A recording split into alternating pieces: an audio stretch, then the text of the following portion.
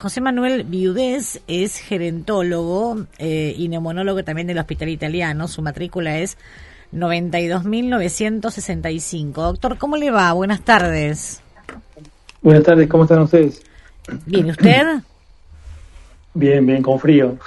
Y con frío, sí. Sí, estaba pensando en los neumonólogos, ¿no? Ustedes se la pasan viendo casos todo el tiempo de enfermedades respiratorias, o sea que tienen que estar con muchos cuidados, además. Sí, nosotros nos vacunamos en marzo y nos ponemos una vacuna que sí estaría bueno hablar, que la gente sepa. Hay una vacuna nueva reforzada A ver. se llama tetravalente, la que se pone la gente normalmente en los vacunatorios, si no tiene una prescripción escrita, es trivalente, o sea, tiene 3 variantes de la gripe. Ajá. Y la tetra es como un refuerzo sobre que incluye los virus más severos que tuvieron internaciones más graves en el hemisferio norte. Ajá. Se hisopan esos pacientes, se hace una base de datos y se dice cuáles son las 4 variantes más severas ¿Y cuáles que son? tuvieron. No, y la que tenemos ahora son todas variantes de la influenza A, y sobre todo la que tenemos ahora, la severa, que estamos teniendo como en el 2009, la H1N1. Esa es la que estamos realmente muy preocupados. Muy preocupados, porque estamos vacunados contra esa, ¿o no?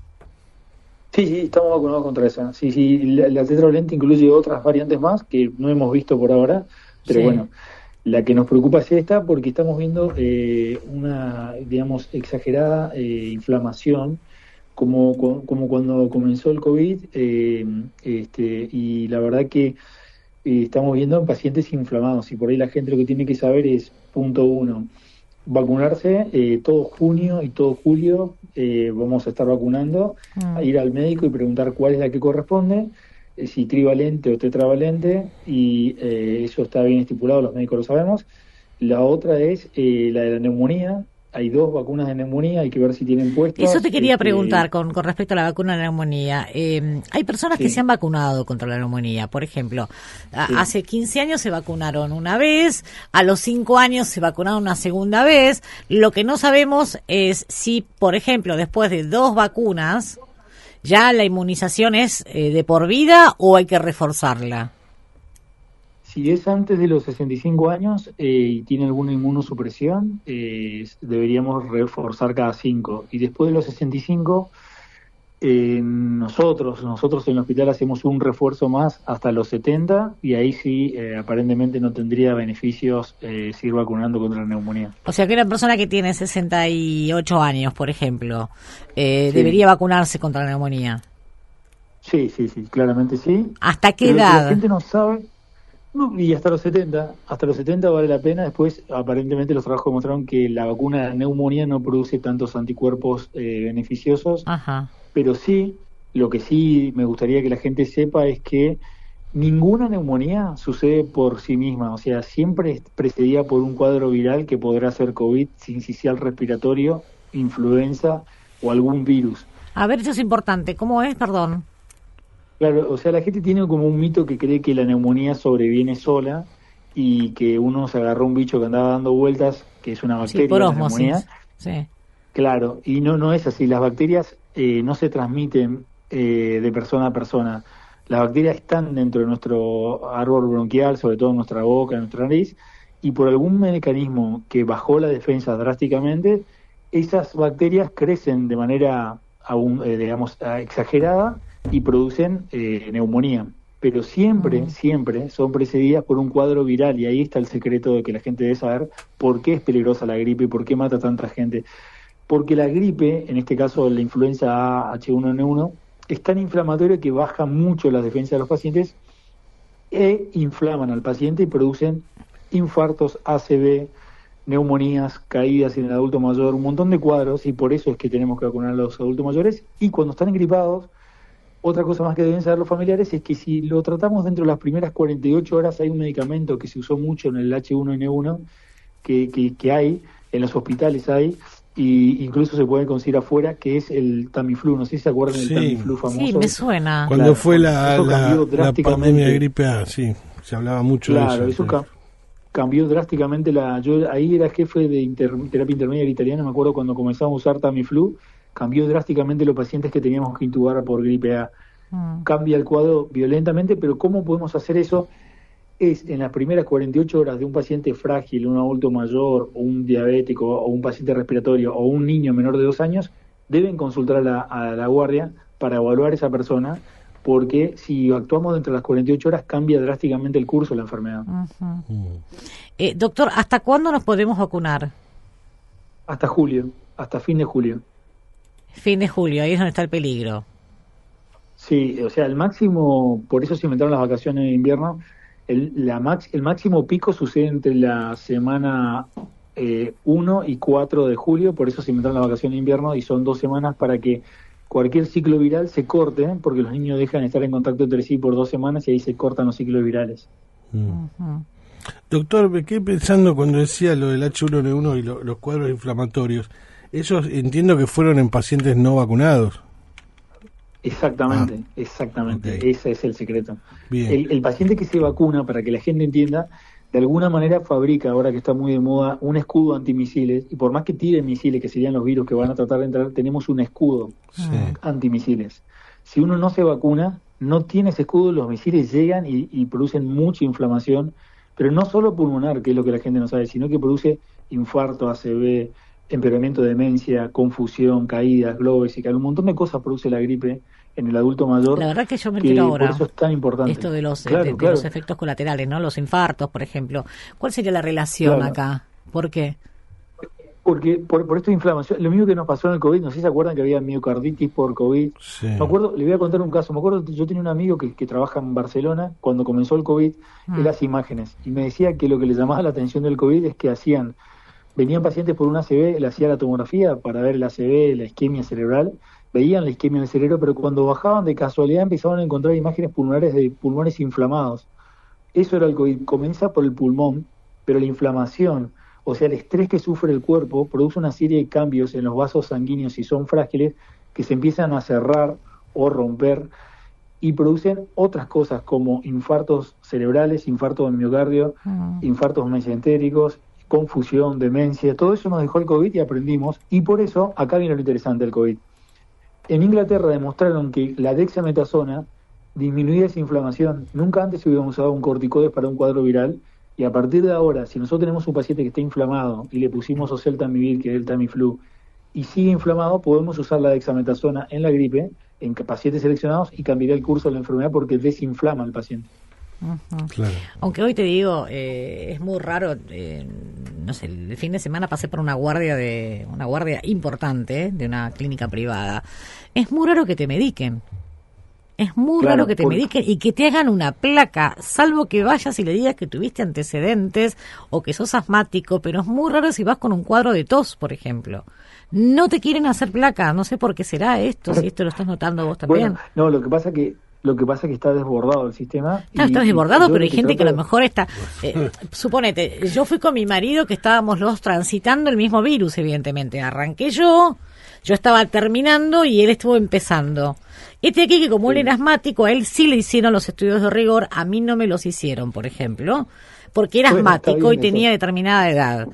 Ahí que él le descubren que tiene principio de neumonía. ¿Y dónde estaba la lógica? Pensaba yo. O sea, si vos estás entrando de algo que yo estoy saliendo, se supone que yo te contagié ese virus. Claro. No, pero sí, en ese caso estoy de acuerdo. Por eso digo que se llama triage, que es muy importante que los médicos estén preparados para discriminar a qué paciente hacerle el estudio y a qué no. Y en ese caso, en su caso, estoy de acuerdo. Pero la idea para sus oyentes es que si tienen un paciente como en el caso de su marido, es un paciente frágil que sí o sí tiene que ir dentro de las primeras 48 horas porque podríamos con tratamiento, con estos tratamientos. Él fue dentro de esas primeras 48 horas, efectivamente. Excelente. Excelente. Sí, de eso pero por eso vos hablas del triage y yo no entiendo la lógica de por qué, digamos, al ver un paciente, ya que con la placa que sí le hicieron se comprueba este principio de neumonía porque había datos de laboratorio que así lo indicaban, y después no revisan, digamos, el protocolo con la otra paciente, en este caso que era yo. Sí. Esto es lo que no entendí bien. Pero ¿usted la revisó el médico o no? Sí, me revisó, pero me dijo que no era necesaria una placa porque yo no tenía antecedentes asmáticos, por ejemplo. Bueno, por eso está bien, porque si el examen físico es normal y usted no tiene factor de riesgo como sí tiene su marido, estoy de acuerdo, 100%. Pero hay una cosa, le quiero decir algo para que la gente sepa que sí que es peligroso, que pasó con Débora Pérez Volpi, que la gente no sabe la historia real. Ella comenzó con un cuadro gripal y decidió llamar a una ambulancia, y el médico, eso lo contó el marido o el ex marido, llamó a una ambulancia y el médico de ambulancia le dio una serie de medicamentos, exagerada cantidad de medicamentos, uno de los cuales le produjo aumento de la acidez gástrica. Y por eso es que fue a hacer la endoscopía. Claro, pero nadie cuenta la historia, y eso es lo que a mí me duele, porque me gusta hacer medicina basada en la evidencia, de que todo comenzó con un médico que sobremedicó a una paciente y que no tuvo en cuenta los antecedentes de ella, que tenía gastritis y reflujo, y los medicamentos que le dio empeoraron su reflujo y su gastritis. Sí, eso fue así, como dice usted, doctor. Yo la conocía, Débora, era amiga de Débora Pérez Volpi y fue así. El tema es que después lo que pasó con ese equipo es totalmente distinto. Obvio. Quizás si no hubiera tenido un pico como el que tuvo de acidez, no hubiera pasado por ese estudio que se le hizo después. Exactamente. Bueno, pero digamos, no es que eso le provocó la muerte. No, pero digo porque la gente se automedica. Hay un medicamento que se llama, termina en plus, no voy a decir el nombre, termina en plus, que tiene 4 fármacos distintos, y yo ya tengo 2 pacientes, yo los vi, a 2 pacientes jóvenes con arritmias ventriculares por tomar ese medicamento que tiene CO2. ¿Y cuál es el medicamento, doctor? Dígalo porque... Es que no... Bueno, se llama Cura Plus, la gente cree que es... ¿Cuál, el Cura Plus? Sí. Es que no hay que automedicarse, este es el tema. Claro, pero escúcheme, pero lo que me preocupa, por eso dije lo de Débora, yo hablo de la primera etapa, que ese médico fue un médico y él la sobremedicó. Entonces también los médicos sobremedicamos. Ahora, doctor, me quedé con una cosa que creo por ahí se puede aclarar para ayudar a la gente. Usted dice, importante ir en las primeras 48 horas. Ahora, ¿con qué síntomas a las 48 horas? Porque a veces uno arranca y tiene una pequeña congestión, un resfrío, y veo que no le presta atención y después se puede ir agravando. O es, por ejemplo, si uno tiene fiebre o si tiene dolor corporal. ¿Qué síntomas tienen que darse para rápidamente darse cuenta e ir en esas 48 horas? Muy buena pregunta.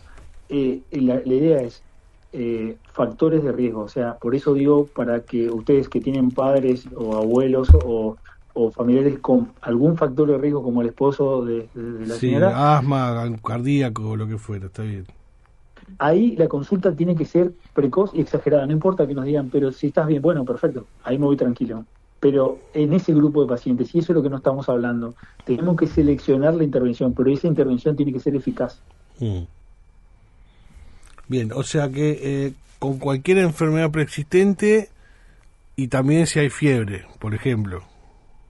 No, porque hay que, fíjate una cosa interesante, porque por ejemplo el adulto mayor a veces no hace fiebre. Me pasó ir a ver una mujer que se había caído y me llamaron porque tenía caídas y no tenía fiebre. Y cuando lo oculté tenía una neumonía secundaria a una gripe, una influenza que no tuvo síntomas, ni siquiera fiebre. No, hay que estar muy atentos a los síntomas, a todo tipo de controles y también, el médico que nos toque, ¿no? Porque algunos médicos, como dice el doctor, son muy cuidadosos a la hora de recetarte, y otros médicos abusan. Hay gente como que tiene la idea de que si no le dan un medicamento es como que no lo están tratando, y no tiene por qué ser así, ¿no? Y sobre todo hablando de los antibióticos que se manejan muy mal en general. Claro, porque una cosa que entiende la gente, como le decía, antibióticos 90% nadie receta, te digo. Es que, pero está bien, porque el 90% es por un virus, que comienza siendo un virus. Ahí está el error. Nosotros debemos tratar el virus y no es con antibióticos, es en caso con un antiviral. Pero está muy bien, porque vos te acordás que hace unos años el antibiótico era libre. Claro. Cualquiera recetaba antibiótico, cualquiera se automedicaba con antibióticos, era cualquier cosa. Y nadie terminaba los tratamientos como corresponde, y ahí se perdía todo. Y ahora ahora... Hace un año tuvimos una bacteria por primera vez en italianos que era resistente a 30 antibióticos distintos. Eso provocó esta automedicación o la libre medicación de antibióticos. ¿Y eso por qué? ¿Es por el uso excesivo? Claro. Sí, el uso excesivo. Por ejemplo, yo recuerdo cuando estaba en la residencia del hospital, hace como 20 años, que los laboratorios nos regalaban antibióticos y nosotros creíamos que hacíamos un bien y le regalábamos antibióticos a la gente. el hospital cambió su conducta y ahora está prohibido que hayan antibióticos en los consultorios. Claro, porque si cada vez que tenés una gripe de esta... Yo me acuerdo que había una vez un colega tuyo, mira, que decía que cuando el moco era de determinado color había que aplicar antibiótico. Sí, no. ¿Sabés de qué te hablo? O sea, cuando el moco o el catarro es de tal color, hay que aplicar antibiótico. Y sin estudio, sin nada, o sea, era por el color. Sí, además era la típica era que te decían, no, tomalo una semana, ponele. Sí. Claro, vos a los 4 días ya te sentías bien. Entonces lo largabas y no terminabas el ciclo y quedaba incompleto, ¿no? Claro. Sí, no. Incluso la ciencia saldó esa deuda científica y demostró que uno puede tener un moco amarillo o verde por inflamación, por una célula que se llama eosinófilo sin tener una bacteria. O sea que totalmente desacertado. Claro. Bueno, doctor, muchas gracias y por supuesto refuerce esta idea de vacunarse, ¿no? Y recuérdeme los 2 tipos de vacuna para consultar al médico, a ver cuál de las 2 es la que corresponde. Una cosa antes de decir esas vacunas que la gente quiero que sepa. Yo tengo 30 años de hospital italiano y yo nunca vi a alguien morirse de vacuna antigripal, pero vi mucha gente morirse por tener gripe sin vacunarse. Claro. Bien. Así que punto 1. Por ejemplo, punto 2, sí, termine que después le pregunto otra cosa. Punto 2, los efectos colaterales de la vacuna solo son locales, trabajo científico en 1000 pacientes contra placebo, 1000 y 1000, son locales. Durante las primeras 48 horas puede dar una febrícula local en el brazo, en el hombro y dolor muscular. El resto que la gente relaciona con la vacuna de la gripe es que el anticuerpo que forma la vacuna se forma a los 14 o 21 días. Si en esos 14 días se agarró una gripe, la gente cree que fue la vacuna y jamás la vacuna da un síndrome gripal, jamás. Claro. Lo que da es dolor muscular. No, porque te dicen, ay, me enfermé peor. No, es peor, es otra cosa, ya estabas enfermo. No, yo le digo a los pacientes esto que yo les pregunto a mis pacientes, ¿usted se acuerda que estaba haciendo el día que salió campeón Argentina el Mundial? Sí, todos se acuerdan. Bueno, eso pasa con la vacuna. Se vacunó y tuvo una gripe y la recuerda como si fuera... Pero no, es que lo recuerda por la vacuna, pero no porque fue lo peor. Claro, no, tenemos que se excusa para todo, doctor. Claro. Y escúchame, entonces, lo que quería decir de la vacuna es muy importante, no quería olvidar de algo interesante que la gente no sabe. Hay una enfermedad que se llama bronquiolitis, que se da en los niños. Sí, claro, los niños. Bueno, eso provocado por un virus que es muy agresivo y el año pasado en la terapia intensiva del hospital encontramos que el 30% de los adultos tenían ese virus en el pulmón y lo había llevado al respirador. Se llama sincicial respiratorio y el Estado, con muy buen criterio, les pone gratuitas a las embarazadas en el último trimestre para que el niño no haga bronquiolitis, fabrique los anticuerpos la madre, ¿sí? Bien. Eso está perfecto. Pero lo que la gente no sabe, y estaría bueno que su audiencia lo escuche, es que hace un año ya llegó al país la vacuna de este virus sincicial respiratorio para el adulto y ya está en la farmacia. Lo que pasa es que no está en el calendario.